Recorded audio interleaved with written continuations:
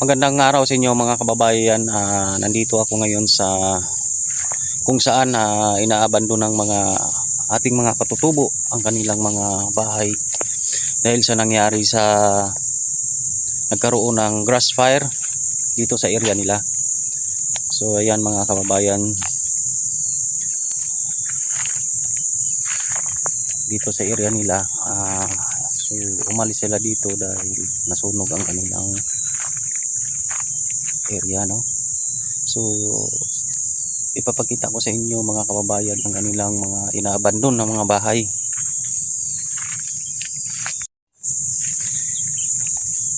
Ito mga kababayan, isa sa bahay nila na inaabandon na. So ayan. So wala tayong makakausap dito mga kababayan dahil umalis na nga sila. So hindi natin alam kung kailan sila babalik dito. So balikan natin to mga kababayan kung magkaroon na ng tao dito. Dahil kasi sa nangyaring sunog dito sa kung saang lugar sila nanirahan. Ayan. So napakalawak dito guys. So napakalawak dito mga kababayan. So ito yung mga bahay nila na inabandon. Ito. Sirang-sira na mga kababayan. Wala tayong makitang tao dito. Nadaanan ko lang to mga kababayan at ang interesado ako na kuhanan sila ng video. Yan nilang bahay mga kababayan. So, natin baka may tao pa dito. Tao po. Tao po. So wala tao dito guys, wala tayong makausap. Marami naman sila dito mga alagang manok guys. Yan. At doon, meron pa silang bahay.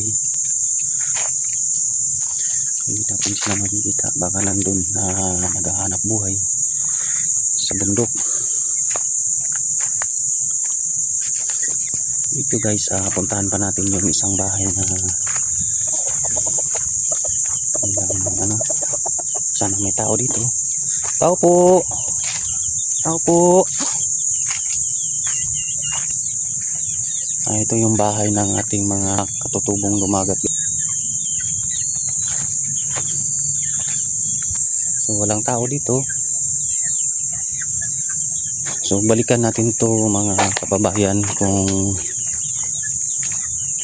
meron tayong makausap dito na mga kababayan natin katutubo. So meron pa siyang mga alaga dito pero hindi natin naabutan na may tao pa dito. Siguro naghahanap buhay, umakyat sa bundok. Guys, inabot ito ng grass fire ang kanilang mga kabahayan.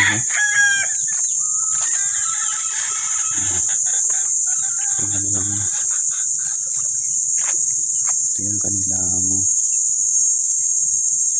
bahay. So ito guys, nangyari din to, inabot din to ng apoy ang kanilang bahay. So nasunog. Kaya yung iba umakyat ng bundok. So napakaganda guys, meron silang napakaganda mga kababayan. Marami silang may bunga ang kanilang langka. Ayan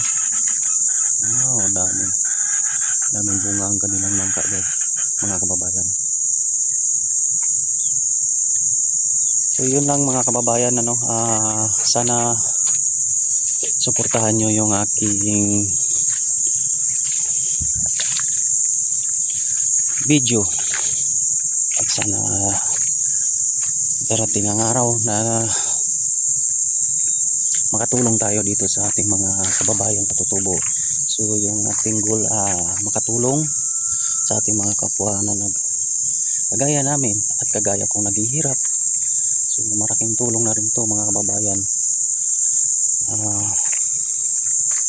Huwag nyo nang kalimutan mag-subscribe sa aking YouTube channel, Kabayan Vlog. Yun lang mga kababayan, God bless all. Maraming salamat sa inyong lahat. sa panonood ng aking video. Sana magustuhan niyo mga kababayan. At marami pa tayong mga gagawing video dahil sa suporta nyo. Sana tuloy-tuloy lang at mapalago natin ang ating YouTube channel.